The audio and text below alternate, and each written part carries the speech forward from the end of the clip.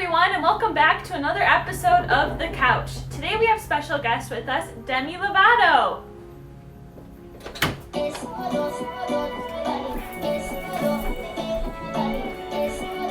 Hi, Demi. Hi. And OT student Lauren Grant.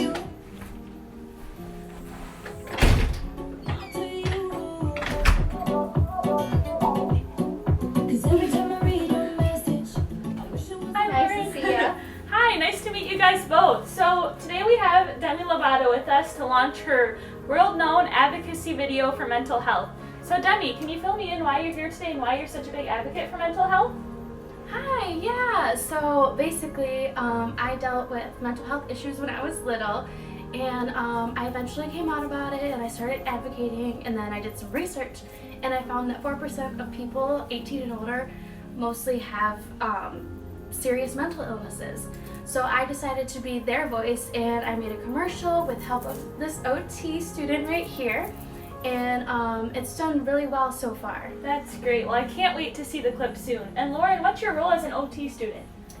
Well, I helped a little bit because one of the best ways that we can advocate for mental health is through personal stories and right now through the media because it's so popular. So I brought that to the table a little bit, and OTs can actually be really helpful in mental health, and many people don't know because we can work in many different settings, helping to increase that quality of life and helping for those patients to advocate for themselves. So we're hoping by showing this video, we can spread a little awareness on advocating and maybe spread a little sunshine on mental health awareness. Well, thanks for sharing. Let's go ahead and start the clip.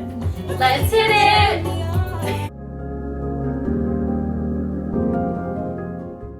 Mental health can be drawn to the beginning of time, but in America in the 1800s, most people who had a mental illness were thrown into institutions that resembled a jail. Most of them received very poor treatment and were subject to be experimented on by doctors, nurses, or other healthcare providers.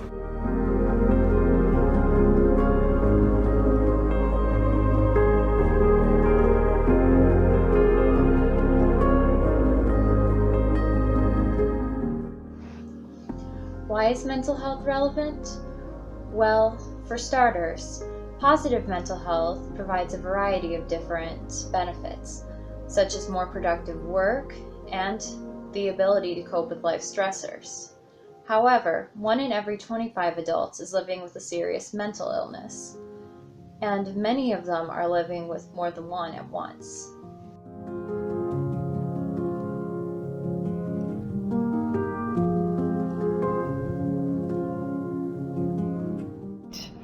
I'm a registered nurse, and looking back now, I realize that a lot of my caregiving, I did so much and put such a high level of stress on myself to achieve a job that I was so anxious about doing the best that I could and having a good outcome for that patient. That I would stay over a lot, and I would miss my lunch period and things like that, and I never wanted to leave without finishing things for fear that something would happen. It's never sleeping, so sickly, it can really take its toll on one.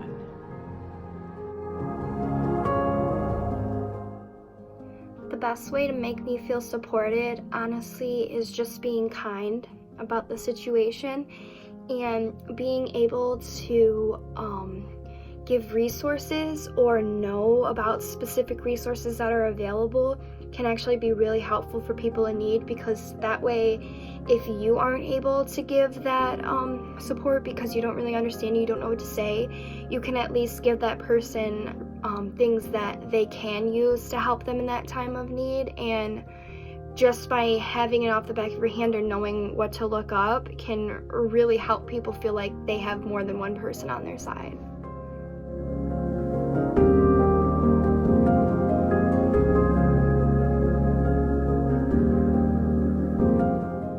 No matter what you hear, it does not define you, and it does not mean that you have any kind of limitations. I'm a student. I'm a grad student. I'm a girlfriend. I'm a cat mother.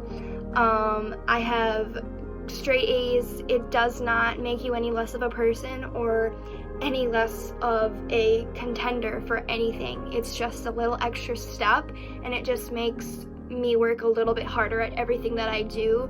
And honestly, I wouldn't have it any other way because it made me a very strong person. I made it. I'm a mother. I'm a registered nurse. I'm a daughter. I'm a sister. I have good relationships with everybody.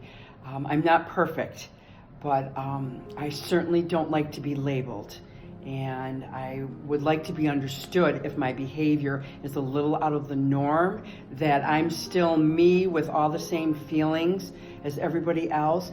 I just have a little bit different struggle that I think everybody, if they just would understand and not judge, that people who do live with mental illnesses are more willing to share their experiences and their stories, and that would help others by knowing what to do and educating.